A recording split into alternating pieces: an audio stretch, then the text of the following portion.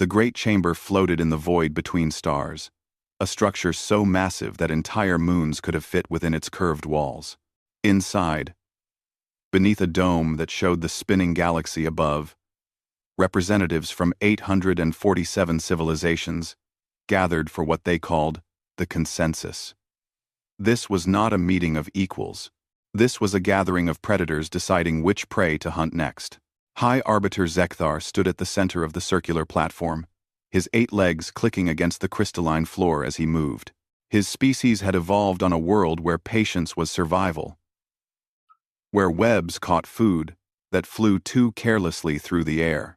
Now he spun webs of a different kind, trapping entire worlds in the silk of bureaucracy and conquest. His 4 eyes scanned the assembled representatives, reading the subtle shifts in posture and color that indicated agreement or dissent. "The survey is complete," Zekthar announced. His voice translated into 800 languages simultaneously by the machines that hummed in the walls. Sector 774 Alpha contains a Class M world in what the local species calls the Sol System. 3rd planet from its star. Water-rich. Nitrogen, oxygen. Atmosphere. Single, large moon. And most importantly, newly aware. A hologram materialized above the platform, showing a blue and green marble hanging in the darkness. Earth. The assembled representatives leaned forward, their various sensory organs focusing on the image. Some had eyes, some had thermal pits, some perceived through electromagnetic fields. But all of them saw the same thing. Opportunity. Population? Asked a delegate from the Vrax Collective, a being that looked like living crystal with thoughts that moved through its lattice structure like light through glass. "Approximately 8 billion, Zekthar replied. "Divided into roughly 200 nation-states. Though power is concentrated among 7 major powers, they have achieved chemical rocketry and have placed primitive satellites in orbit. They have also developed nuclear fission weapons, though their delivery systems are crude. Threats?" This question came from Commander Vale, a member of the warrior caste from Krynos VII. She was tall and angular, with skin that looked like polished obsidian and eyes that glowed with an inner red light. Unlike most of the representatives in the chamber, Vale had actually fought in wars, real wars, before the Concordat had conquered or absorbed everything worth conquering. She did not trust easy victories. "Minimal," Zekthar said, and his mandibles clicked in what his species used for a smile. "They have fragmented military forces with no unified command. Their weapons are chemical and nuclear, both of which our shielding renders obsolete. They have no energy weapons, no quantum communications, no understanding of fold space technology.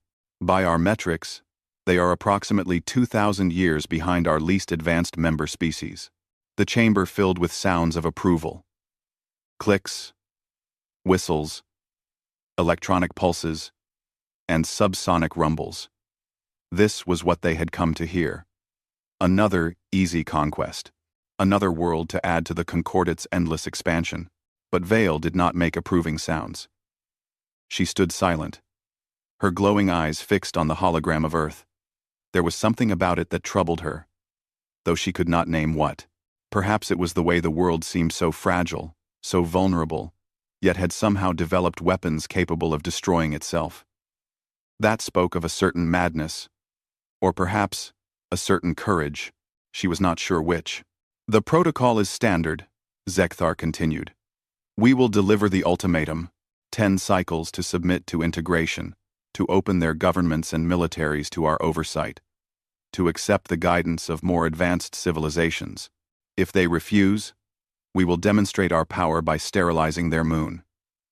If they continue to refuse, we will proceed with full pacification protocols." "Have we intercepted their communications?" asked another delegate. This one from a species that lived in the ammonia clouds of a gas giant and existed here only as a projection. "Yes, extensive radio and digital signals. They have been broadcasting for approximately 100 of their years. Our linguistic AI has already translated their major languages. We know their history, their culture, their military capabilities. We know everything we need to know. And what have we learned? Vale asked. She did not know why she was asking. Perhaps it was instinct. Perhaps it was the memory of her own world's conquest, centuries ago, when her ancestors had thought they understood their enemy and paid for that arrogance in blood. Zekthar's mandibles clicked with something like impatience. They are violent, fragmented, and primitive. They have fought thousands of wars among themselves. Their history is one of constant conflict over resources, territory, and ideology. They have developed weapons far in advance of their wisdom to use them. They are, in short, exactly what we expected to find. A young species that will destroy itself if we do not intervene. Then, let them, Vale said quietly. The chamber fell silent. 847 civilizations, represented by their best and brightest, all turned to stare at the warrior from Krynos VII. Explain, Zekthar demanded. If they are so self-destructive, why waste resources conquering them? Let them burn themselves out. Return in a few centuries and claim an empty world.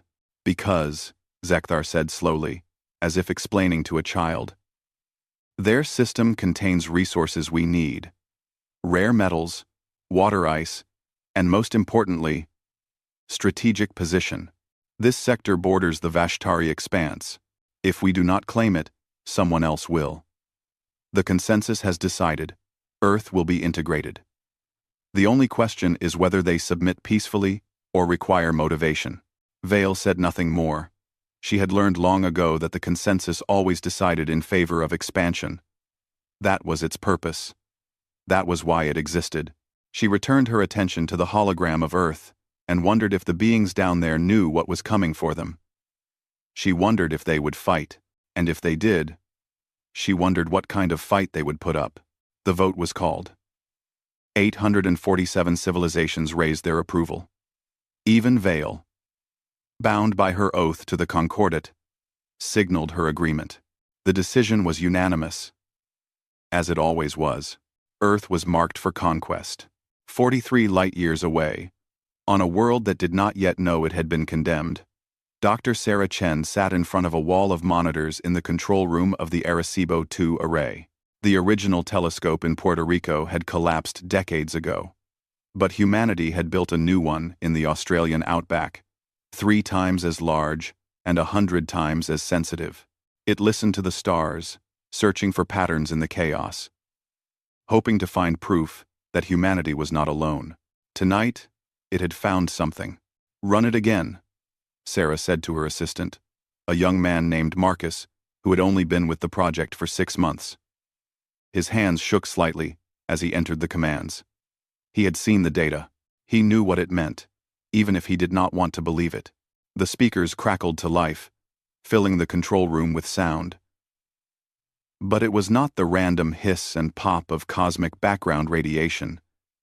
It was organized, structured. It rose and fell in patterns that were unmistakably artificial, and it was close, very close. Somewhere in the outer solar system, beyond the orbit of Neptune, something was broadcasting. Could it be one of ours? Marcus asked hopefully. Maybe a probe malfunction? Sarah shook her head. She had already checked. Every probe, every satellite, every piece of human technology in the solar system was accounted for, and none of them were in that location. None of them were transmitting on those frequencies. None of them existed. Get me General Webb, Sarah said quietly. Get me everyone. We need to make calls, but what do we tell them? We don't even know what we're hearing. Sarah looked at the waveforms dancing across her screens, the mathematical beauty of a signal that had traveled across the empty spaces between worlds. She thought about what it meant to detect technology where no technology should be. She thought about every science fiction story she had ever read, every nightmare scenario about first contact that ended badly for the primitive species. We tell them that we're not alone anymore, she said, and we tell them to prepare. The hours that followed were chaos. Phone calls to government officials who did not believe. Video conferences with scientists who demanded more data. Emergency meetings with military commanders who wanted to know if this was a threat. Sarah repeated her findings over and over until her voice went hoarse. Yes, the signal was real. Yes, it was artificial. Yes, it was in our solar system. No, she did not know what it was saying. No, she did not know its intentions. General Marcus Webb arrived at the facility just after dawn. He was a broad-shouldered man in his 50s, with gray haircut, military short, and eyes that had seen too many classified briefings to be easily surprised. But when Sarah showed him the data, when she played the translated signal through the array's most powerful processors, she saw something she had never seen before in a military officer. She saw fear. The signal was not a greeting. It was not an invitation to friendship or cultural exchange. It was a formal declaration, translated into every human language simultaneously, delivered with the cold precision of a legal document. You are hereby notified of integration proceedings under Concordat Protocol 774.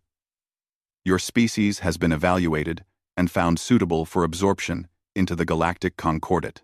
You have 10 cycles to submit to oversight and integration. Failure to comply will result in demonstration of force. Continued failure will result in pacification. This message will repeat until acknowledgement is received. 10 cycles, Webb said quietly. How long is a cycle? Sarah had already done the math. Based on the signal's temporal markers, she had an answer. About 30 Earth days. We have 300 days to decide. Decide what? Whether to surrender to aliens we've never met, whether to hand over our governments to some intergalactic empire. Webb's voice was rising now, anger replacing fear. This is insane. This has to be some kind of hoax. It's not a hoax, Sarah said. She pulled up another screen, showing gravitational readings from the outer system. We're detecting mass. A lot of mass. The signal is coming from a fleet of at least 50 ships, each one the size of an aircraft carrier. They're there, General. They're real. And they're waiting for our answer. Webb sat down heavily in one of the control room chairs. For a long moment, he said nothing. Then he pulled out his phone and began making calls. Within hours, every major government on Earth knew the truth. Humanity was not alone. And humanity was in very serious trouble. The days that followed were a blur of emergency sessions at the United Nations, heated debates in parliaments and congresses, and frantic meetings between military leaders who had never imagined fighting a war beyond Earth's atmosphere. The world's major powers, who had spent decades competing and threatening each other, suddenly found themselves facing a common enemy. Russia, China, the United States, the European Federation, India, Brazil, and the African Union all sent representatives to form what they called the Terran Defense Council. But defense against what? Humanity had no idea what technologies the aliens possessed, what weapons they could bring to bear, or whether resistance was even possible. All they had was the signal, repeating endlessly, a countdown to Judgment Day. Sarah spent those days analyzing every fragment of data she could extract from the alien transmissions. She learned to recognize the patterns in their communications, the mathematical structures that underlay their language, and she learned something that made her blood run cold. The Concordat was not just threatening Earth, they were studying it. Every radio signal humanity had ever broadcast, every television show, every news report, every military transmission that had leaked into space for the past 100 years was being intercepted and analyzed. The aliens were watching humanity's old episodes of war documentaries. They were downloading human movies about nuclear apocalypse. They were reading human books about planetary extinction. They were learning how humans killed. And they were learning how humans died. Sarah thought about that as she drove home one night, exhausted after another 18-hour shift. She thought about what those aliens would see when they looked at humanity's broadcasts. They would see World War II. They would see Hiroshima and Nagasaki. They would see Vietnam and Iraq and all the countless smaller wars that humanity preferred to forget. They would see a species that had spent 10,000 years perfecting the art of murder, and they would think they understood. Sarah laughed at that. A bitter sound in the darkness of her car. The aliens thought they knew humanity. They thought they could predict human behavior based on old television signals and archived military documents. They thought they had cataloged everything dangerous about the species called human. They had no idea what was coming. The translation chamber aboard the Concordat flagship hummed with activity as thousands of AI processors worked to decode humanity's broadcasts. The Concordat had perfected this process over millennia. They would absorb every piece of information a species had transmitted into space, analyze it for cultural patterns and military capabilities, and use that knowledge to craft the perfect integration strategy. Usually, it took a few cycles to process a century of broadcasts. For Earth, it was taking longer. Analyst Kriath, a being whose species perceived reality through complex chemical sensors, floated in a nutrient bath while reviewing the latest batch of translated materials. What the humans called television and movies. What the humans called entertainment. Kriath had analyzed thousands of species' cultural materials over its long career. This was different. This was disturbing. The humans were obsessed with their own extinction. Kriath brought up file after file. Movies about nuclear war. Movies about asteroid impacts. Movies about pandemics that wiped out civilization. Movies about alien invasions. Movies about robot uprisings. Movies about zombies, demons, elder gods, and things that had no name. The humans had imagined every possible way their species could end. And then they had filmed it, broadcast it, and apparently enjoyed watching it. Analyst Kriath. A voice interrupted through the translation chamber's communication system. High Arbiter Zekthar requests your presence in the strategic planning room. Kriath detached from its analysis station and flowed through the corridors of the flagship, its chemical sensors picking up the tension in the air. Other analysts were emerging from their chambers, all summoned to the same meeting. Something had changed. Something had worried the High Arbiter enough to call an emergency session. The strategic planning room was smaller than the consensus chamber, but no less impressive. Holographic displays covered every surface, showing real-time data from the scout ships observing Earth. Zekthar stood at the center, his 8 legs tapping an agitated rhythm against the floor. Commander Vale leaned against a wall, her red eyes fixed on one particular display. When Kriath entered, Zekthar gestured toward the hologram. "Tell them what you found," he commanded. Vale straightened and walked to the display controls. With a few gestures, she pulled up a series of human transmissions. "These are what the humans call video games," she said. "Interactive training simulations. We initially dismissed them as primitive entertainment, but further analysis suggests they may serve a military purpose." The display showed scenes from human games, soldiers fighting in ruined cities, spacecraft engaged in complex tactical maneuvers, commanders directing armies across planetary surfaces. But the details were what disturbed the assembled analysts. The tactics were sophisticated, the scenarios were brutal, and the humans who played these games numbered in the billions. "This one is called Call of Duty," Vale continued. "It simulates modern human warfare with extreme accuracy. Over 100 million humans have trained with this simulation. This one is called Halo. It depicts humans fighting against an alien alliance called the Covenant. 50 million users. This is Mass Effect. Humans saving the galaxy from synthetic intelligence. 40 million users. This is XCOM. Humans defending Earth from alien invasion. 20 million users." Kriath's chemical sensors detected alarm pheromones from the other analysts. "These are just games," someone said. "Recreational activities." "And, are they?" Vale challenged. "The humans have spent decades and billions of their currency units developing these simulations.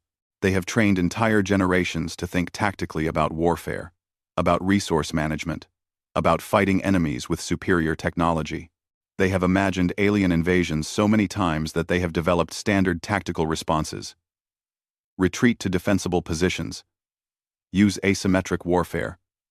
Make every inch of territory cost the invaders blood. And they have transmitted all of this into space, where we can see it. Why would they do that? Krieth asked. Why broadcast their military strategies to potential enemies? Because, Zekthar said quietly, they didn't know we were listening. They thought they were alone.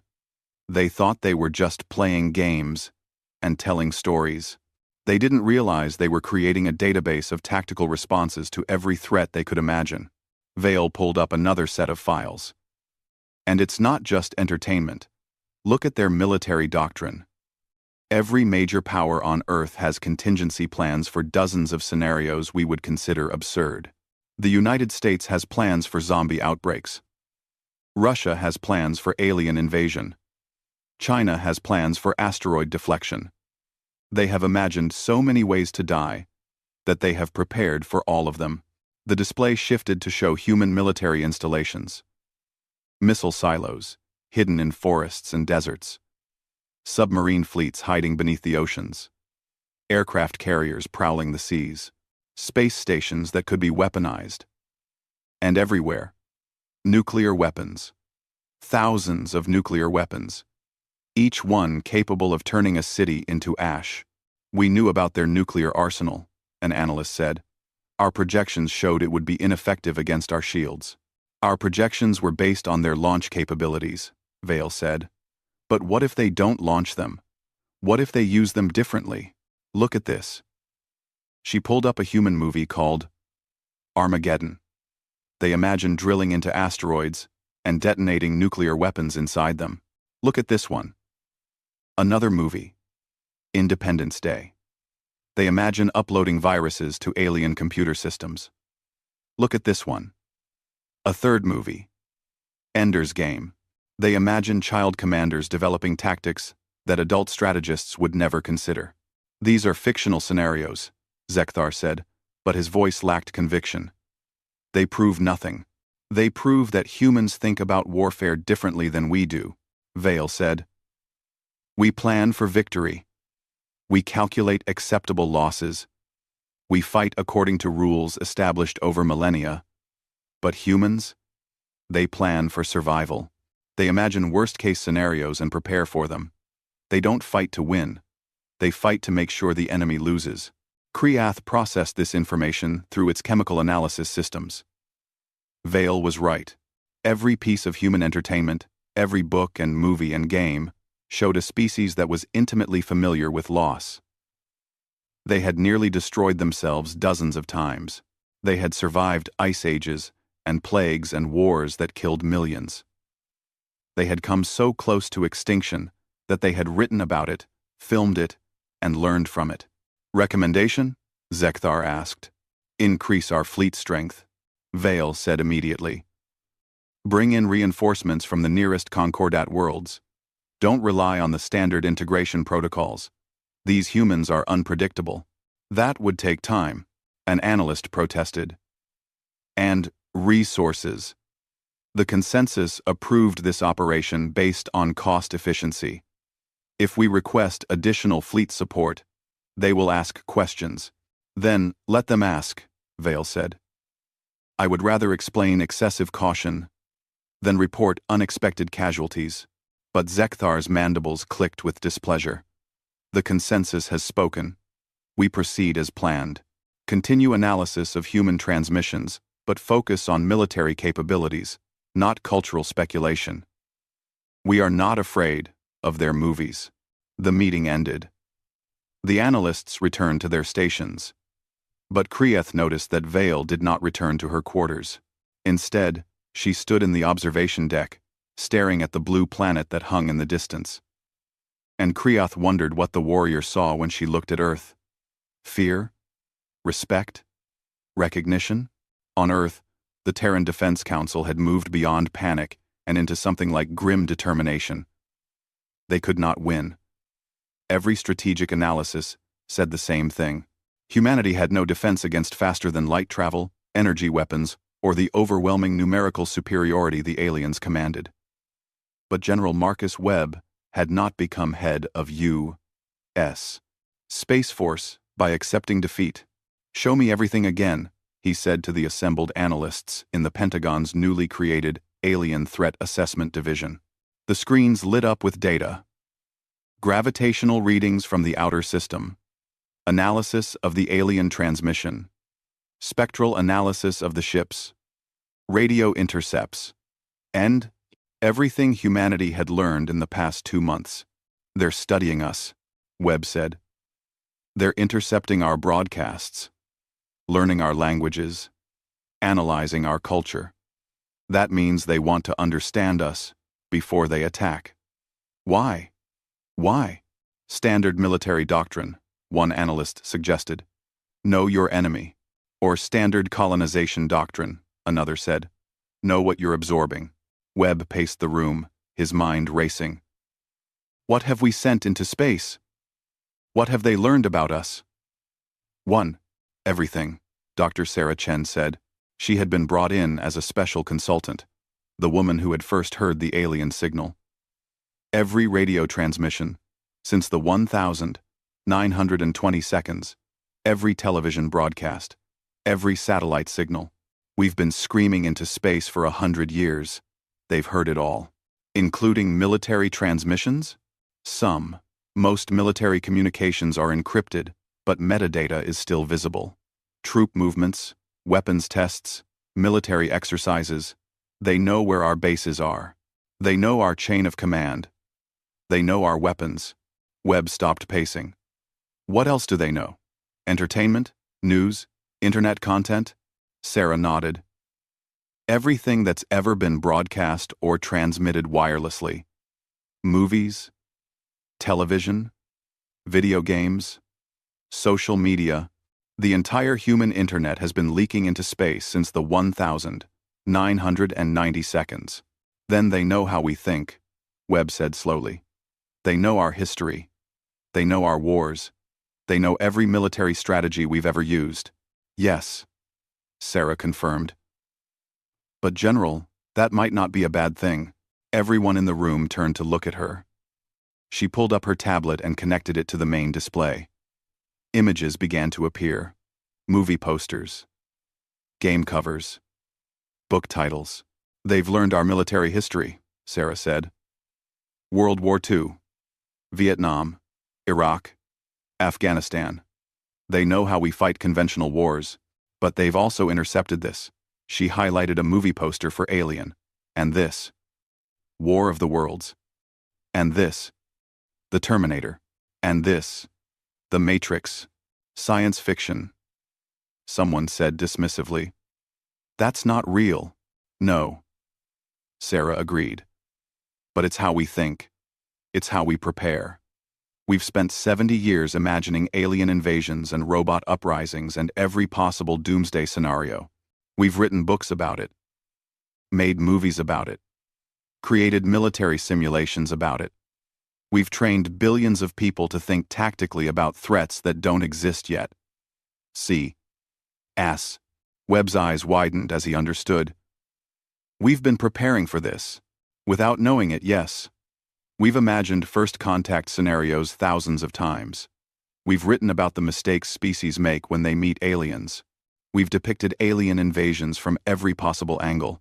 And we've always shown humans finding a way to survive. But those are just stories, an analyst protested. Stories that reflect our values, Sarah countered. Stories that teach us how to think. The aliens are analyzing our military capabilities, but they're not analyzing our psychology. They don't understand that we're a species that plans for the worst. They don't understand that we've been expecting them. Webb turned back to the displays. So, what do? We still can't beat them in a straight fight. No. Sarah agreed. But we might not have to. If they're studying our transmissions, they know we have nuclear weapons. They know we have biological weapons. They know we've fought wars that nearly destroyed our own civilization. So we make them believe we're crazy enough to do it again. Mutually assured destruction, Webb said quietly. Cold War doctrine. Exactly. We can't win, but we can make winning too expensive. We show them that conquering Earth will cost them more than it's worth. How do we do that? Someone asked. Sarah smiled. But it was not a happy expression. It was the smile of someone who had looked into the abyss and decided to jump. We give them exactly what they expect from their analysis of human history. We show them what desperate humans are capable of. We show them that we would rather die free than live as slaves. General Webb looked around the room at the assembled military leaders and analysts. He saw fear in their faces, but also determination. They were Americans, Russians, Chinese, Europeans, representatives from every major power on Earth. They had spent their careers preparing to fight each other. Now they had to work together to fight something far worse. Draft a response to their ultimatum, Webb said. Make it clear. We reject their integration. We reject their oversight. And if they attack, we will defend ourselves with every weapon we possess. That's suicide. Someone said. Maybe, Webb agreed. But it's our choice. That's the point. They want to take away our right to choose our own future. We're telling them that's not acceptable, no matter the cost. The message was drafted, edited, and approved by every member of the Terran Defense Council. It was transmitted toward the alien fleet on every frequency humanity could generate. It was short, simple, and translated into the same mathematical language the aliens had used. We have received your ultimatum. We reject it. Earth will not submit to foreign oversight or integration. If you attack, we will defend ourselves. We cannot defeat you, but we will make you pay for every inch of this world. We are human. We bow to no one. The transmission was sent, and then humanity waited to see what would happen next.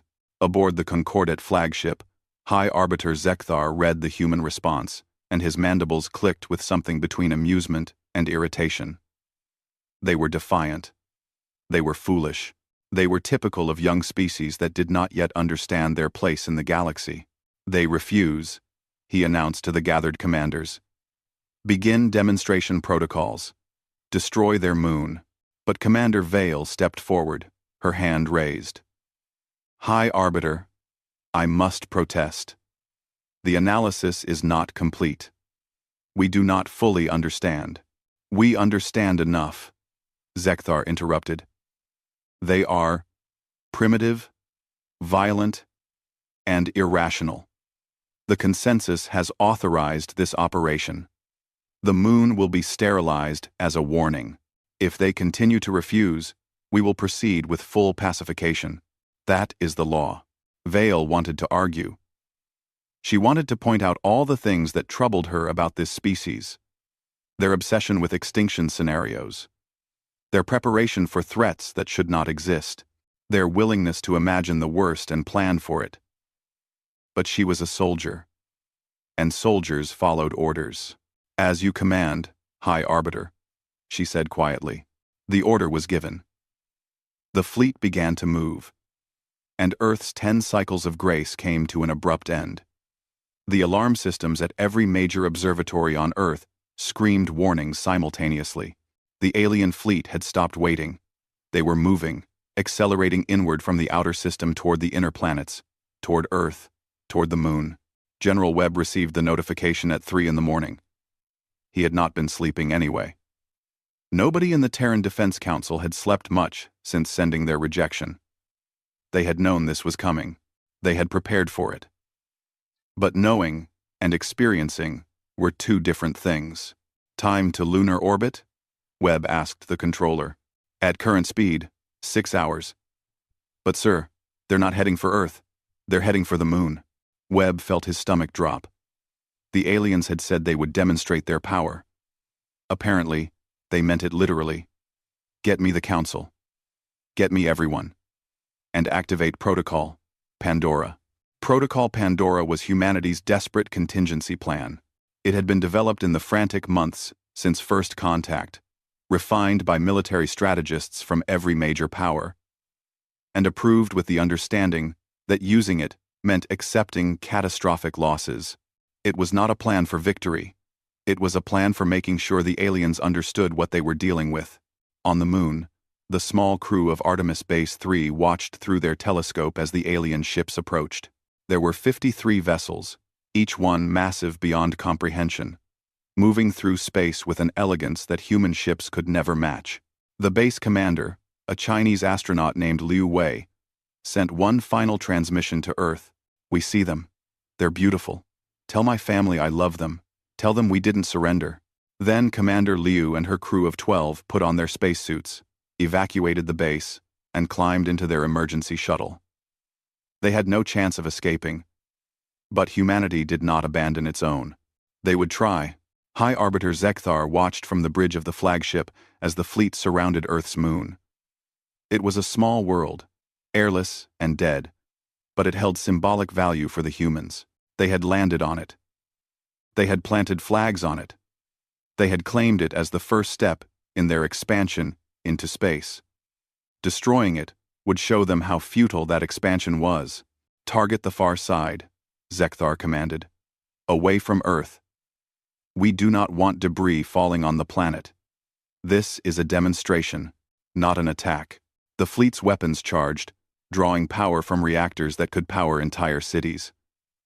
Energy weapons that could carve through rock like water. The mathematics were simple. Focus enough energy on one point, and even a moon would crack. Commander Vale stood beside Zekthar, watching the displays. She had argued against this action. She had recommended more study, more caution, but she had been overruled. Now she could only watch and hope that her instincts were wrong. The weapons fired. Pure energy lanced across the void, striking the moon's far side with the force of 1,000 nuclear weapons. Rock vaporized instantly. The surface of the moon glowed white-hot. Shockwaves rippled through the lunar crust, and for a moment it seemed like the moon might actually shatter, but it held. Wounded. Scarred. With a glowing crater visible even from Earth, but intact. "Continue firing," Zekthar ordered. "Complete the demonstration." That was when everything went wrong. The Concordat fleet detected the launches from Earth at the same moment their sensors registered massive electromagnetic pulses. Human ships, primitive chemical rockets, were lifting off from every space-capable nation on the planet. Not just one or two. Hundreds. Maybe thousands. They rose from silos hidden in forests and deserts. They launched from submarines surfacing in the oceans. They shot up from mobile platforms that had been disguised as ordinary vehicles. And every single one of them was armed. "Evasive action," Vale shouted, but it was already too late. The first wave hit the outer ships of the Concordat fleet. Not missiles with conventional warheads. Not even nuclear weapons. Though those came later. These were simpler. Stupider. More brutal. They were kinetic kill vehicles. Lumps of depleted uranium and steel accelerated to orbital velocity. They had no guidance systems. They had no warheads. They were just mass and velocity. And when they hit the Concordat ships, they hit with the force of tactical nukes. Shields flared and held against the first impacts. But there were so many. Hundreds of projectiles swarming like angry insects.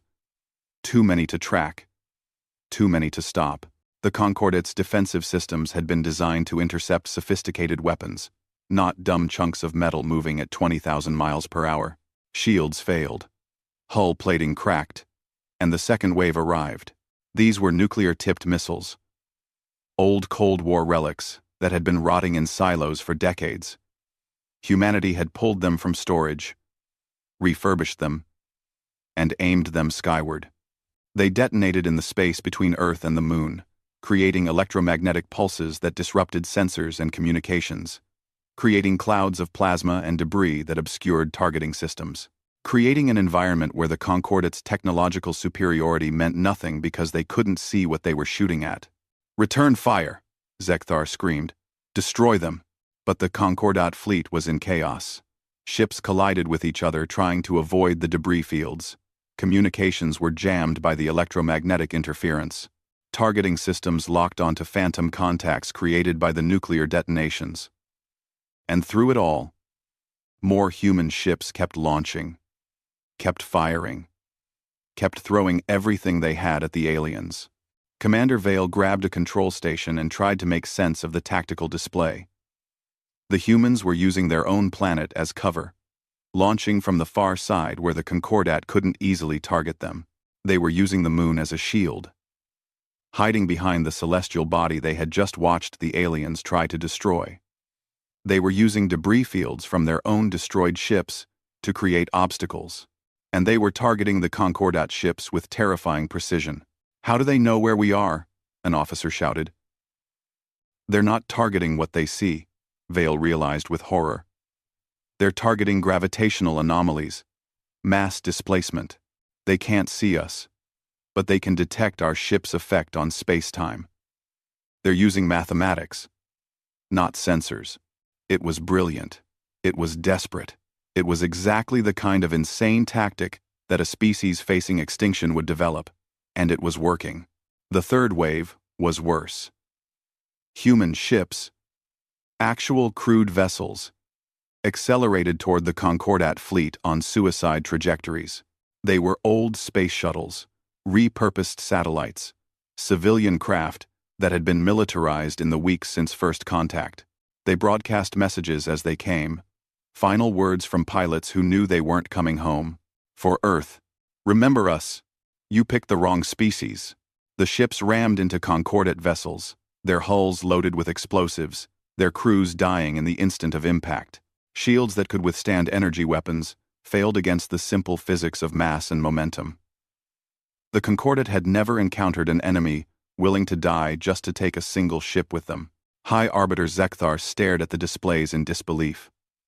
His fleet had engaged in hundreds of pacification operations. He had overseen the integration of dozens of species. None of them had fought like this. None. None of them had been this willing to sacrifice themselves. "Casualty report," he demanded. The numbers scrolled across his display, and his mandibles went still. 17 ships destroyed. 23 damaged beyond combat capability. 40% of his fleet was gone. And the humans were still launching, still attacking, still dying by the thousands, just to make the Concordat bleed. "Sir, we're detecting weapons of mass destruction," an officer reported. "Chemical warheads, biological payloads. They're using weapons that have been banned by galactic law for millennia." Vale pushed forward to check the readings. The officer was right. The humans were throwing everything at them, including weapons that the Concordat had agreed were too horrific to use. Nerve agents, bioweapons designed to mutate and spread. Things that violated every treaty the Concordat had ever signed. "They don't care about our laws," Vale said quietly. "They don't care about acceptable warfare. They're fighting for survival, and there are no rules." On Earth, General Webb watched the battle unfold through every telescope and sensor humanity possessed. He saw the losses. He knew every name of every pilot who had volunteered for the suicide missions. He knew the cost of Protocol Pandora. And it was breaking his heart. But it was working. "Status of the fleet," he demanded. "We've lost approximately 60% of our launch capability," an officer reported. "But the alien fleet is in retreat. They're pulling back toward the outer system. Keep the pressure on. Don't let them regroup. Launch everything we have left."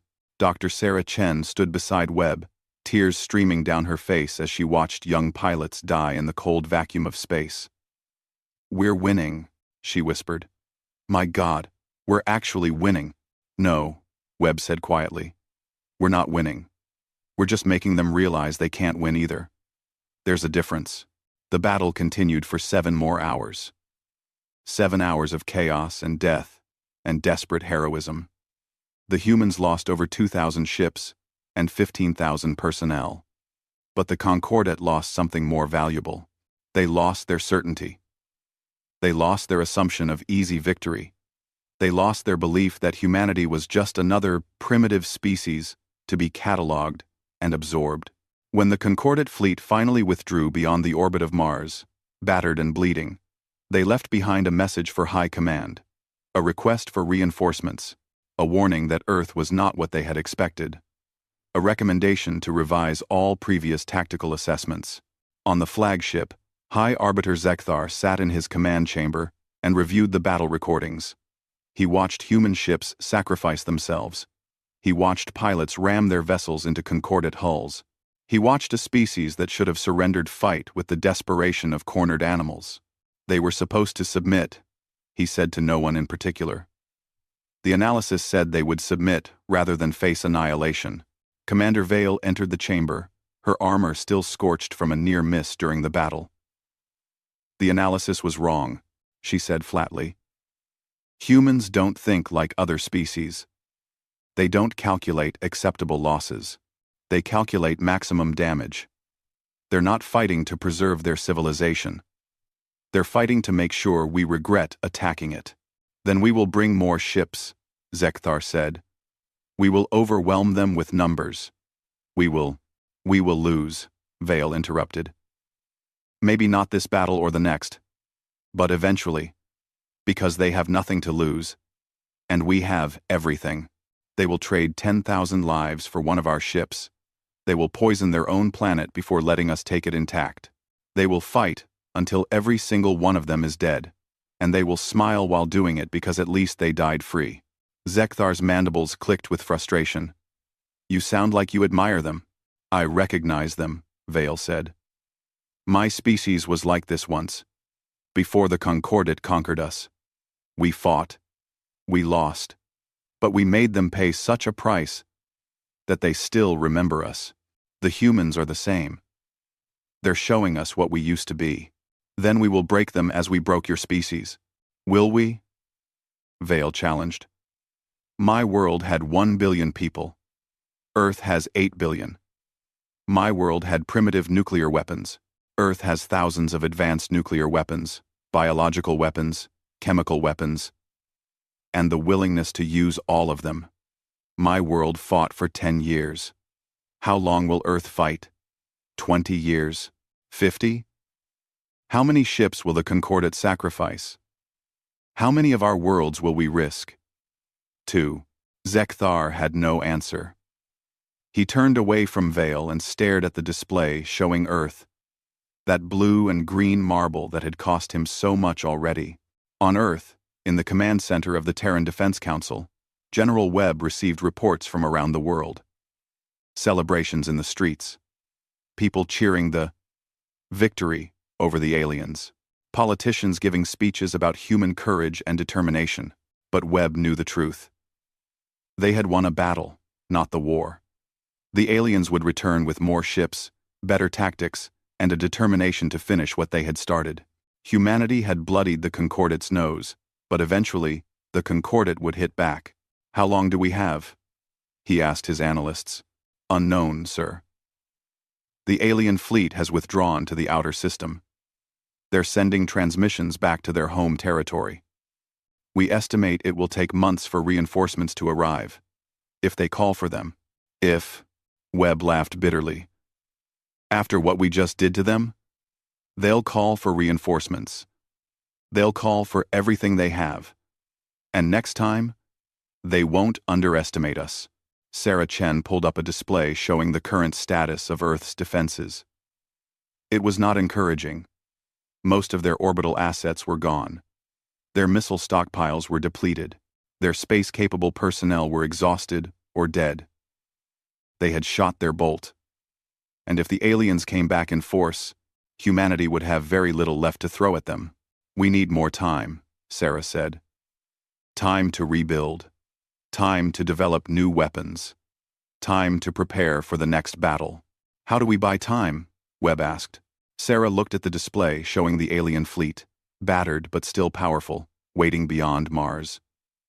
She thought about everything humanity had learned from a century of science fiction. Every story about desperate last stands and impossible victories. Every tale of underdogs finding a way to triumph against overwhelming odds. And she remembered one common thread in all those stories. We make them afraid, she said quietly. We show them that attacking Earth isn't worth the cost. We threaten something they care about more than conquest. What could they possibly care about more than winning? an analyst asked. Sarah smiled. And it was a terrible smile. Survival. They care about survival. And it's time we show them that attacking Earth threatens their survival too. How? Webb demanded. We can barely defend our own planet. How do we threaten theirs? I have an idea, Sarah said. But you're not going to like it. Nobody's going to like it. It's insane. And desperate. And probably suicidal. Webb looked at the casualty reports, still scrolling across his displays. 15,000 dead. Thousands more wounded. Entire families who would never see their loved ones again. All because humanity had refused to bow. Tell me, he said. At this point, what's one more insane plan? And Dr. Sarah Chen began to explain how humanity would threaten the extinction of 847 civilizations. How a primitive species with barely 100 years of spaceflight would hold a gun to the galaxy's head. How Earth would become the one planet nobody dared to touch. It was insane. It was desperate. It was the most human plan ever conceived. And it just might work. Dr. Sarah Chen stood before the assembled members of the Terran Defense Council and displayed her plan on the holographic projector. The room fell silent as they processed what they were seeing. When she finished, nobody spoke for a full minute. You want to build genocide machines, the Russian delegate finally said. Automated weapons designed to destroy entire planets. And you want to aim them at every alien homeworld in the Concordat. Yes, Sarah said simply. That's monstrous. The Chinese delegate protested. We would be threatening billions of innocent lives. Trillions. Across all their worlds. They threatened us first, Sarah countered. They came to our system with the explicit intention of conquering our planet and enslaving our people. We're just returning the favor. General Webb stepped forward, his face grim. Explain the technical details. How would this even work? Sarah pulled up a new set of diagrams. We call them relativistic kill vehicles, RKVs. The concept is simple. Take a ship, strip out everything except engines and basic guidance. Accelerate it to 90% the speed of light. Aim it at a planet. At that velocity, even a small ship hits with the force of multiple nuclear weapons. A large ship hits with enough force to cause an extinction-level event. We don't have faster-than-light travel, an analyst pointed out. It would take decades or centuries for these weapons to reach alien homeworlds. Exactly, Sarah said. That's the beauty of it. These aren't weapons for winning a war. They're weapons for revenge. If the Concordat destroys Earth, these RKVs will still be traveling through space, heading toward their worlds. They can't be recalled by us, because we'll be dead. They can't be intercepted because they're too fast and too small to target effectively. And they can't be negotiated with, because they're automated. She let that sink in. Then she continued. We put AI guidance systems on each RKV. Simple systems, nothing sophisticated. Just enough to make course corrections and identify the target planet. We hide them throughout the solar system, disguised as asteroids or debris. We make hundreds of them. Thousands. If we have time. And we program them to launch if they stop receiving a specific signal from Earth. Dead man's switch, Webb said quietly. If Earth dies, they all launch automatically. Yes. And we tell the Concordat exactly what we've done. We give them the coordinates of the target planets. We show them the math. We prove that we have the capability. And we make it very clear that if they attack Earth, their homeworlds will die decades later. Their children will die. Their grandchildren will die. Everyone they love will die. And there's nothing they can do to stop it.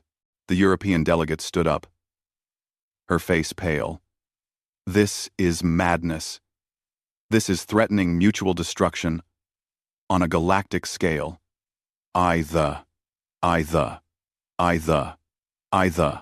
It's called deterrence, Webb said. We used the same principle during the Cold War. The United States and Soviet Union both had enough nuclear weapons to destroy each other many times over. Neither side attacked because both sides knew it would mean their own destruction. It kept the peace for 50 years. Until it nearly didn't, the delegate shot back. We came within minutes of nuclear war multiple times. One mistake, one misunderstanding, and the world could have ended. One mistake, RY. And yet it didn't, Webb said. Because when both sides have everything to lose, both sides find ways to avoid conflict. That's what we're offering the Concordat. A choice. Leave Earth alone, or watch their civilization die. How do we even build these weapons? The Indian delegate asked. We don't have the resources. We don't have the technology. Sarah pulled up another set of plans. We don't need sophisticated technology. That's the point. An RKV is just mass and velocity. We can use existing spacecraft designs, existing fusion drives that we've been developing for deep space exploration. We can use materials we already have. The hard part isn't building them. The hard part is accelerating them to the required speed, and that just takes time and energy. How much time? Webb asked. If we start now, using every space-capable facility on Earth, we can have the first batch ready in 6 months. A full deployment of several hundred RKVs will take about 2 years. We might not have 2 years, the Russian delegate said. The aliens could attack again, at any time. Then we bluff, Sarah said. We tell them we've already built the RKVs. We show them the launch sites. We give them just enough information to make them believe we're serious, and we pray they believe us before they attack again. The council debated for hours. Some members argued it was too dangerous, too immoral, too likely to backfire. Others argued it was humanity's only chance for survival. In the end, it came down to a simple question that Webb posed to the council. Would you rather die on your knees, or live with the knowledge that you threatened billions of innocent lives? The vote was called. It was not unanimous, but it passed. Operation Damocles was authorized. Across Earth, every space agency, every aerospace company, every university with engineering capability was mobilized. The best minds in physics and engineering were pulled into classified facilities and given a single task: build weapons that could kill planets. Resources were diverted from civilian projects. Satellites were cannibalized for parts. Experimental fusion drives were rushed into production, and every step of the way, humanity made sure the Concordat was watching. Aboard the Concordat flagship, analyst Kriath processed the latest intelligence from Earth with growing horror. The humans were not hiding their activities. They were broadcasting them, showing the galaxy exactly what they were building. High Arbiter, Kriath reported to Zekthar. The humans have begun construction of what they call relativistic kill vehicles. They claim these weapons will target Concordat homeworlds in the event of Earth's destruction. Zekthar's mandibles clicked with irritation. Threats. Empty threats. From a desperate species. They barely have the capability to reach their own moon reliably. How could they possibly threaten worlds dozens of light years away? The physics are sound, Kriath said reluctantly. A ship accelerated to relativistic speeds would indeed strike with catastrophic force. And the humans have published their mathematics. They're showing us exactly how they plan to do it. Commander Vale examined the human broadcasts with her tactical eye. She saw construction facilities on Earth's surface. She saw ships being assembled in orbit. She saw test firings of fusion drives. The humans were not bluffing. They were building exactly what they said they were building. How long until these weapons are operational? Vale asked. The humans claim 6 months for the first batch, Kriath replied. But that may be optimistic. Our analysts estimate 1 to 2 years for a full deployment. Then we attack now, Zekthar said. Before they complete their weapons. We bring in reinforcements and crush them. Before they can threaten us. That's what they want you to think, Vale said quietly. They're giving us a timeline. They're daring us to attack. Why? Zekthar turned his multiple eyes toward her. Explain. If they're really building these weapons, they would hide them. They would keep the construction secret, maintain the element of surprise. But they're broadcasting everything.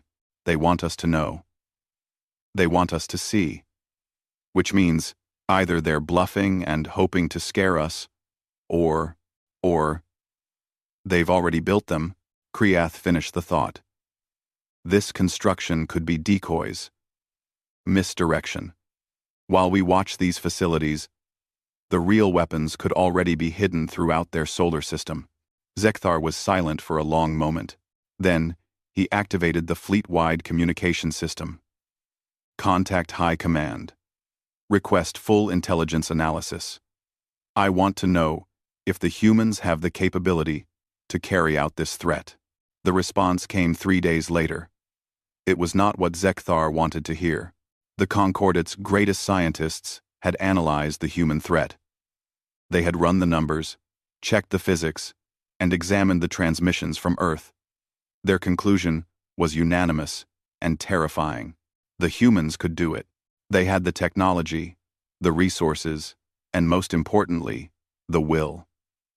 Humanity had proven in the first battle that they were willing to sacrifice thousands of lives for tactical advantage. Building automated weapons that would launch after their extinction was entirely consistent with their psychology. Probability assessment? Zekthar demanded. 65% probability that humans have already constructed at least some RKVs, the High Command analysis stated. 90% probability that they will complete construction within 2 years if left unimpeded. 99% probability that they will actually launch these weapons if Earth is destroyed. Zekthar read the final line of the report and felt something he had not felt in centuries. Fear. Recommended course of action. Immediate withdrawal from the Sol system. Establish communication channels for negotiation. Under no circumstances should Earth be attacked or threatened. The risk to Concordat homeworlds is unacceptable.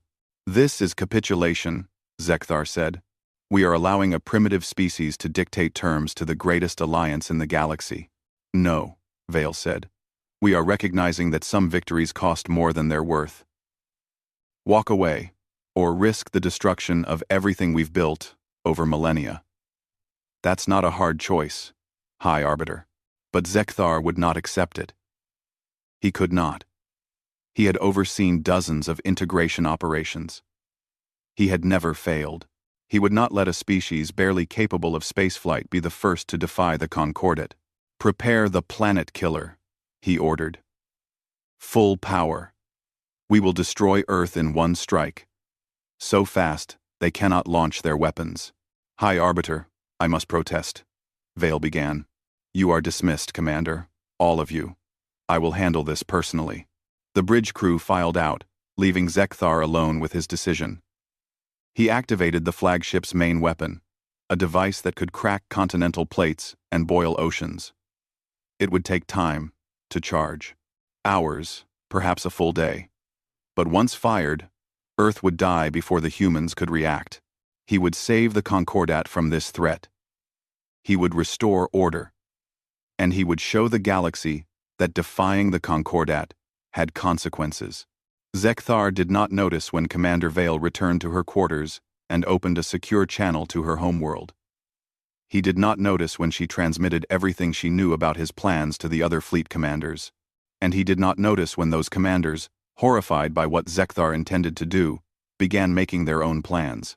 On Earth, Dr. Sarah Chen sat in the control room at the new Cheyenne Mountain facility, monitoring the alien fleet. They had detected unusual energy signatures from the flagship. Something big was charging up. Get me General Webb, she said urgently. I think they're about to do something stupid. Webb arrived within minutes. What am I looking at? Energy buildup consistent with a large-scale weapon. If I'm reading this right, they're preparing to fire on Earth, and based on the power levels, it's going to be bad. How long do we have? 12 hours, maybe less. Webb picked up the phone that connected directly to the launch facilities scattered across Earth. This is Webb. Authorization code Alpha 993. Activate all RKVs. Set them to standby for immediate launch. If that ship fires, I want every weapon we have in space within seconds. "Sir," an officer said quietly, "we only have 30 RKVs completed. That's not enough to 170s. It doesn't matter how many we have," Webb interrupted. "What matters is that they believe we'll use them. Get them ready." Sarah pulled up another display. "General, I'm detecting something else. Multiple ships in the alien fleet are moving. They're positioning themselves between us and the flagship." "What?" Webb leaned closer to the display. "Are they protecting us?" "I think they're protecting themselves. If the flagship fires and we launch our RKVs in response, every alien in that fleet knows their homeworlds are doomed. They're trying to stop their own commander." Aboard the Concordate flagship, Zekthar watched with growing fury as his own fleet moved into positions that would block his shot at Earth. He opened communication channels and found them jammed. He tried to assert his authority and found his commands ignored. "This is mutiny," he said to the empty bridge. "This is treason against the Concordat." The door to the bridge opened. Commander Vale walked in, followed by security officers from a dozen different species. She looked at Zekthar with something like pity. "This is survival," she said. "We're not letting you doom our worlds for pride. I am High Arbiter. I command this fleet." "You commanded this fleet," Vale corrected. "But the other captains have voted. They're not willing to risk their homes for a planet that isn't worth the cost. Earth has proven it can hurt us, and more importantly, it has proven it will hurt us, even if it dies. That makes it not worth conquering. The Concordat will never accept this. The Concordat will do what it always does," Vale interrupted. "Calculate cost versus benefit, and Earth has made the cost unacceptable. You taught us that, High Arbiter. You taught us that some species aren't worth the trouble." Zekthar lunged at her, but the security officers restrained him. He struggled, his 8 legs thrashing, but they held him firm. "Take him to confinement," Vale ordered. "And send a message to Earth. Tell them we're ready to negotiate." On Earth, the message arrived just as General Webb was preparing to give the launch order. He read it 3 times to make sure he understood. "They're standing down," he said in disbelief. "They're offering to talk." Sarah Chen read the message over his shoulder. "They're scared. They believe we'll actually do it. They believe we'll kill billions of innocent people just to make sure they can't have Earth." "Would we?" Webb asked quietly. "If it came down to it, would we actually launch?" Sarah thought about that. She thought about the RKVs hidden throughout the solar system. Their AI systems waiting for a signal that would never come if humanity was smart. She thought about the alien worlds, with families and children and people just trying to live their lives. She thought about the cost of survival and the price of freedom. "I don't know," she said honestly. "But I'm glad we don't have to find out." Webb activated the communication system that would broadcast to every government on Earth. "This is General Marcus Webb of the Terran Defense Council. The alien fleet has requested negotiations. They're standing down." The celebrations that erupted across Earth were heard even in space. But in the quiet control room, Webb and Sarah just stood together, exhausted and alive. "What happens now?" Sarah asked. "Now," Webb said, "we find out if we can negotiate with 847 alien civilizations. We find out if they'll accept us as equals or keep trying to conquer us. And we keep building those RKVs, just in case. That's a terrible way to achieve peace. It's the only way we know," Webb said. "We're human. We don't know how to surrender. We only know how to make the alternative worse." In orbit, Commander Vale broadcast a message to the Concordat High Command. It was simple and direct. Earth has defended itself successfully. Integration is not possible at acceptable cost. Requesting permission to withdraw and establish non-aggression protocols. The response took 3 days. But when it came, it changed everything. Withdrawal approved. Begin negotiations for peaceful coexistence. And Commander Vale, congratulations on your promotion to High Arbiter. Don't make the same mistakes your predecessor did. Vale looked at Earth through the viewport of what was now her flagship. That blue and green world that had cost the Concordates so much. That species that had refused to bow. That terrifying, wonderful, insane collection of beings that called themselves human. I won't, she said to the empty bridge. I'll remember what they taught us. Some species are better left alone. Some spirits cannot be conquered, and some worlds are not worth the price of victory. 5 years had passed since the day Commander Vale became High Arbiter.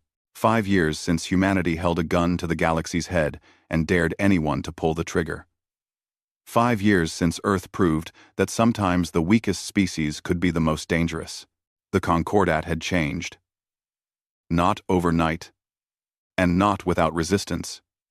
But it had changed.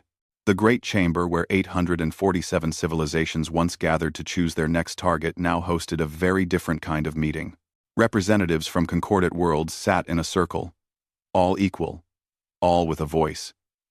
And among them, in a seat that had been added specifically for them, sat the human delegation. Dr. Sarah Chen, now Earth's ambassador to the Concordat, stood to address the assembly. She was older now, with gray streaking through her black hair. The stress of first contact and the years of negotiation that followed had aged her. But her eyes were still sharp, still alert for any sign that the galaxy might turn against humanity again.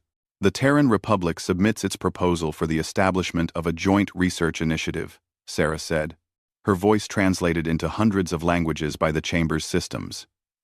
We believe that sharing defensive technologies will benefit all member species of the reformed Concordat. There was a time when such a proposal would have been laughed out of the chamber. Humans sharing technology with civilizations thousands of years more advanced? But that was before the Battle of Luna, before the RKVs, before everyone learned that sometimes the newest ideas came from the species with the least experience. A delegate from the Vrax Collective, the crystalline beings who perceived through light, spoke up. The humans wish to share defensive technologies, by which they mean weapons, by which they mean more ways to kill. No, Sarah corrected firmly. We mean ways to survive. There's a difference. Is there? The Vrax's internal light flickered with what might have been skepticism. Your species arrived in this chamber by threatening genocide. You maintain peace by promising mutual destruction. Everything humans touch becomes a weapon. Sarah did not flinch. She had heard variations of this argument dozens of times over the past 5 years. You're right. We do see the military application in everything. Do you know why? Because for 10,000 years, the only thing that kept humans alive was our ability to fight. We evolved on a world that tried to kill us. We survived ice ages, predators, diseases, and each other. We learned to turn rocks into spears, spears into guns, and guns into weapons that could end civilizations. Not because we're evil, because we're survivors. She paused, letting that sink in. Then she continued, and now we're offering to teach you what we learned. Because, like it or not, the galaxy is not as safe as you thought it was. The Concordat spent millennia conquering weaker species because you never faced a real challenge. You never had to fight for survival.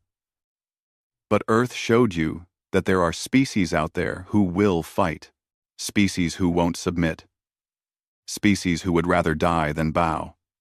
And if we exist, others might too. High Arbiter Vale stood from her seat. She was still angular and severe, but 5 years of leadership had added something to her bearing. Respect, perhaps, or weariness. Ambassador Chen is correct, Vale said. The Battle of Luna revealed weaknesses in Concordat military doctrine that we had not acknowledged. We were unprepared for an enemy willing to accept catastrophic losses. We were unprepared for asymmetric warfare. We were unprepared for desperation. The humans have offered to help us address these weaknesses.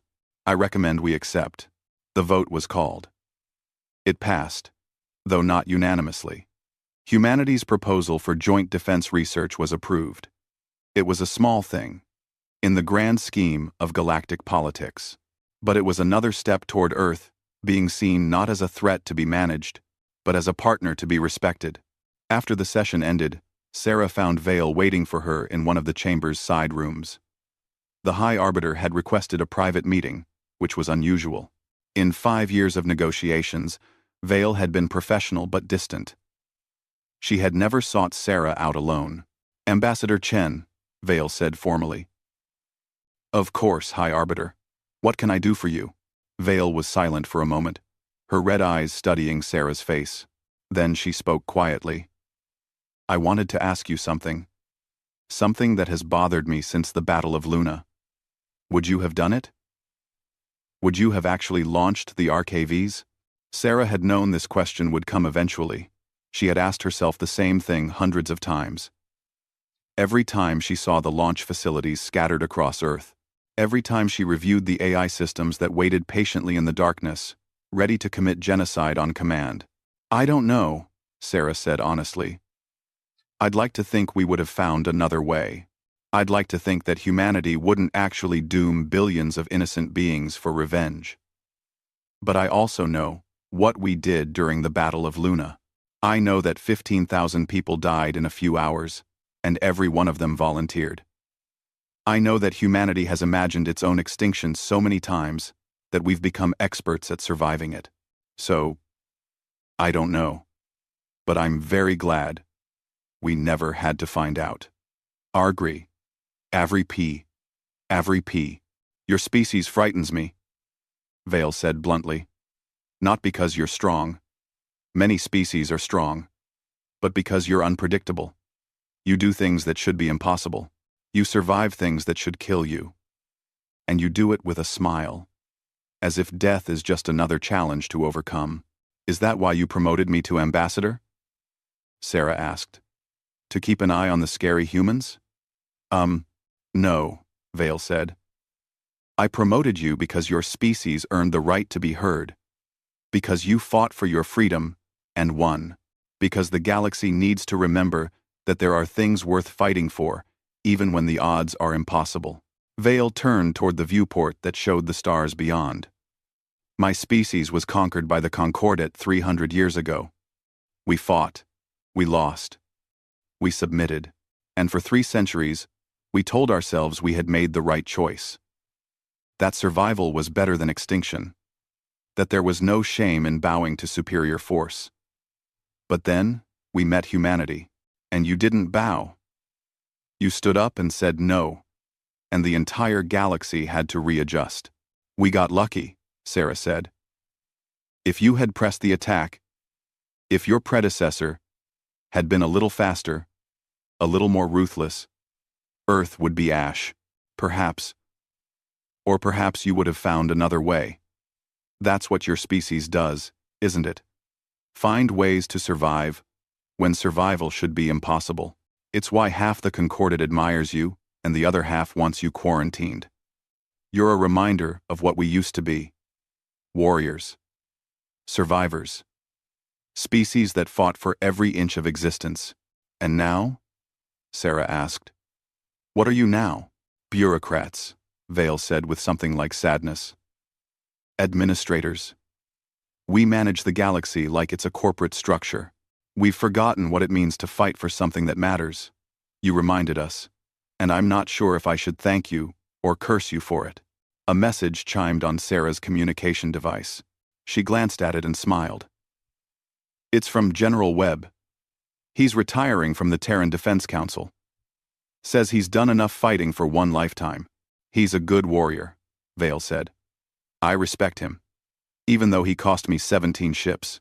He respects you too. He told me once that you were the only alien commander who understood what was at stake. The only one who realized Earth wasn't fighting to win, but fighting to make losing too expensive. I understood because my species made the same calculation once," Vale said. "We lost. But we made the Concordat remember us. Your species did better. You won. And now you're here, in this chamber, with a voice that cannot be ignored. That's worth celebrating. Sarah thought about the past 5 years. The endless negotiations, the cultural exchanges, the gradual acceptance of humanity into the galactic community. It had been hard work, exhausting work, but it had been worth it. What happens now? Sarah asked. Where do we go from here? Vale's mandibles clicked in what Sarah had learned was the equivalent of a smile. That's the question, isn't it? The Concordat is changing. Other species see what happened with Earth and wonder if they should have fought harder. If they should have said no when the Concordat came knocking. We're getting more resistance, more defiance. The easy days of expansion are over. Is that a good thing? I think so. A galaxy where everyone submits out of fear is not a stable galaxy. It's a powder keg waiting for a spark. Better to have difficult negotiations and hard-won peace than quiet obedience and hidden resentment. Your species taught us that. On Earth, in a small house in the suburbs of what used to be called Washington, D.C., General Marcus Webb sat on his porch and watched the sunset. He was retired now, officially. No more emergency calls at 3 in the morning. No more decisions that cost thousands of lives. No more watching young pilots fly into the void, knowing they wouldn't return. His wife brought him a glass of iced tea and sat beside him. You're thinking about them again, she said quietly. The ones who died. Always, Webb admitted. Every day, every sunset, I think about what they sacrificed, what they gave up so the rest of us could sit here and watch the sky without fear. They were heroes. They were desperate, Webb corrected. They were terrified kids who volunteered because someone had to. Because the alternative was slavery. We dress it up in medals and monuments, but the truth is uglier. We asked them to die, and they said yes. That's not heroism. That's tragedy, but it worked. It worked, Webb agreed. And I'll carry the weight of that for the rest of my life. We won because we were willing to pay a price the aliens weren't. We won because we're insane enough to threaten genocide as a defense strategy. We won because humanity has been preparing for extinction since the day we looked up at the stars and realized we were alone. We're not alone anymore. No, Webb said. We're not. And that's both wonderful and terrifying. Because now we have to figure out how to be part of this galaxy without losing what makes us human, without losing that stubborn refusal to bow, without losing the very insanity that saved us. His wife squeezed his hand. We'll figure it out. We always do. Croast. I hope so, Webb said, because the galaxy is watching us now. Every species that was conquered, every species that submitted, every species that bent the knee when the Concordat came knocking, they're all watching Earth, wondering if we'll stay free, wondering if it's possible to be part of this galactic community without giving up sovereignty. We've become a symbol.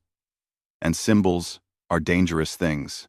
At the new Cheyenne Mountain facility, deep underground, the control room still monitored the RKVs hidden throughout the solar system, 30 completed weapons, with hundreds more in various stages of construction. The construction had never stopped, even after the peace negotiations began. Because humanity had learned an important lesson. Peace through strength was not pretty. It was not moral. It was not what anyone wanted. But it worked. Dr. Sarah Chen had explained it to the Concordat Council once, during a heated debate about humanity's continued weapons development. You want us to disarm, she had said, to show good faith, to prove we're not a threat. But that's not how deterrence works. The moment we're no longer a threat is the moment some species decides we're worth conquering again. So we keep building. We keep preparing. We keep making sure that attacking Earth is always more expensive than leaving us alone. Not because we want to. Because we have to. The head technician of the RKV monitoring station was a young woman named Rachel Torres. She had been 15 during the Battle of Luna, had watched the sky light up with explosions and nuclear fire, had watched her older brother volunteer for the suicide missions and never come home. Now she sat in front of screens, showing weapons that could kill worlds, and she prayed every day that they would never be used. System status? She asked her assistant. All RKVs reporting green. AI systems functioning normally. No unauthorized access attempts. We're stable. Stable. That was the best word for Earth's situation. Not safe. Not secure. But stable. A balance of terror that kept everyone honest. A sword hanging over the galaxy's head, held in place by humanity's promise that they would drop it if pushed too far. Rachel thought about that sometimes, about what it meant to be the species that threatened genocide as a survival strategy, about what it said about humanity that they were willing to damn billions of souls for the crime of attacking Earth, about whether there was any moral difference between threatening mass murder and actually committing it. She didn't have good answers. She just had her duty. Monitor the weapons. Maintain the systems. Hope they were never needed. In the galactic community, humanity had become known as something unique. Not the strongest species, not the smartest, not the most advanced, but the most dangerous. The species that fought like cornered animals. The species that would burn the galaxy down rather than submit. The species that looked extinction in the face and laughed. And slowly, grudgingly, that reputation was turning into respect. Other species started requesting human military advisors. Not because humans had superior weapons, but because humans thought about warfare differently. They anticipated worst-case scenarios. They planned for the impossible. They found tactical solutions that more civilized species would never consider. Humanity became the galaxy's nightmare insurance policy. The species everyone hoped they'd never need, but were grateful existed. 5 years after first contact, the Terran Republic had treaties with 47 different species, trade agreements, cultural exchanges, military cooperation pacts. Earth had gone from being marked for conquest to being a respected, if feared, member of the galactic community. But the RKVs remained, hidden, armed, waiting. On the anniversary of the Battle of Luna, Sarah Chen stood at the memorial erected on the moon's surface, near the crater that the Concordate's weapons had carved. 15,000 names were inscribed on the black granite wall, glowing softly in the harsh sunlight. 15,000 people who had died so that billions could live free. Vale stood beside her. The High Arbiter had made the journey to Earth specifically for this ceremony. An unprecedented gesture. We remember them, Vale said quietly. All of us. Every species in the Concordat knows what happened here. Knows what your people sacrificed. Do they understand why? Sarah asked. Some do. Others think humanity is insane, dangerous, too unpredictable to be trusted. But they all respect what happened here. They all know that there are species who will fight, who will not submit, who will make victory cost more than it's worth. Your dead taught the galaxy that lesson. Sarah traced her finger over one name on the wall, Lieutenant Marcus Chen. Her nephew. 23 years old when he volunteered for the suicide squadrons. She had tried to stop him, had begged him not to go. He had smiled and said someone had to. Someone, always, had to. They shouldn't have had to, Sarah said. We should have found another way. There was no other way, Vale said. The Concordat would not have stopped, would not have negotiated, would not have listened. Your people did what was necessary, and they saved not just Earth, but the entire structure of galactic civilization. Because after Luna, we couldn't go back to the old ways. We couldn't just conquer and expand. We had to change. Was it worth the cost? Vale looked at the names on the wall. 15,000 individuals, each with their own dreams and hopes and futures, all sacrificed in a few hours of desperate combat. Ask me in 100 years, she said. Ask me when we see what kind of galaxy we've built with the peace they died for. Ask me when we know whether humanity's defiance created something better or just delayed the inevitable. But right now, today, I think they would be proud. That has to count for something. They stood together in silence, human and alien, former enemies now standing in respect for the dead. And above them, in the darkness beyond the moon, the RKVs waited, silent guardians of a peace built on the promise of mutual destruction. Humanity had joined the galaxy, but on their own terms, with their sovereignty intact, with their freedom preserved, and with the clear understanding that anyone who threatened Earth would pay a price measured in generations. They had become the species the galaxy learned to fear, and in doing so, they had earned the right to live. Sarah Chen thought about the future as she stood at the memorial. About what humanity would become in the centuries ahead. About whether they could maintain their independence while being part of something larger. About whether the weapons they had built to save themselves would eventually destroy them. She didn't know. Nobody knew. But that was okay. Humans had never known what the future held. They had just faced it anyway, with courage and stubbornness, and an absolute refusal to surrender. The stars learned to fear us, Sarah said quietly, remembering the words someone had spoken years ago. Yes, Vale agreed. And now we must all learn to live with that fear. Humans and aliens alike. We must build a civilization where strength doesn't mean conquest, where being dangerous doesn't mean being evil, where species can be both powerful and peaceful. Can we do that? Sarah asked. Can the galaxy change that much? Vale's mandibles clicked with something that might have been hope. 5 years ago, I would have said no. But 5 years ago, I didn't believe a primitive species could stand up to the Concordat. I didn't believe desperate courage could triumph over overwhelming force. I didn't believe one planet could change the galaxy. I was wrong about all of it. So maybe I'm wrong about this too. Maybe we can build something better. Sarah looked up at the Earth, hanging blue and green in the lunar sky. Home. The world that refused to bow. The planet that changed everything. For their sake, Sarah said, gesturing to the memorial. I hope we can. Well, I hope we can. For everyone's sake. Vale corrected.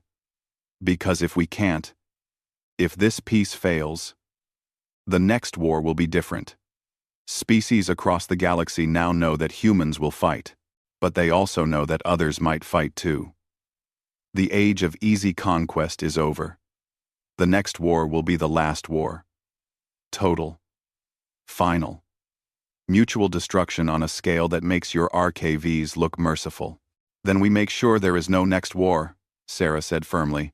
Agreed. And that is why you and I must work together. Human and Concordat. Former enemies, now partners. Building something new from the ashes of the old. It won't be easy. Nothing worth doing ever is, Sarah said. They turned away from the memorial and walked back toward the shuttle that would carry them to the diplomatic station in orbit. Behind them, the names of 15,000 heroes glowed in the sunlight, a permanent reminder of the price of freedom, and far beyond the moon, in the darkness between stars, the galaxy continued its ancient dance. But it had changed. Because one species had said no. One planet had refused to submit. One desperate people had made the galaxy remember what it meant to fight for something that mattered. Earth had been marked as the next target. But one transmission had changed everything. Not a plea for mercy. Not a cry for help. Just a simple promise. You have made a terrible mistake. And the stars themselves had learned to listen.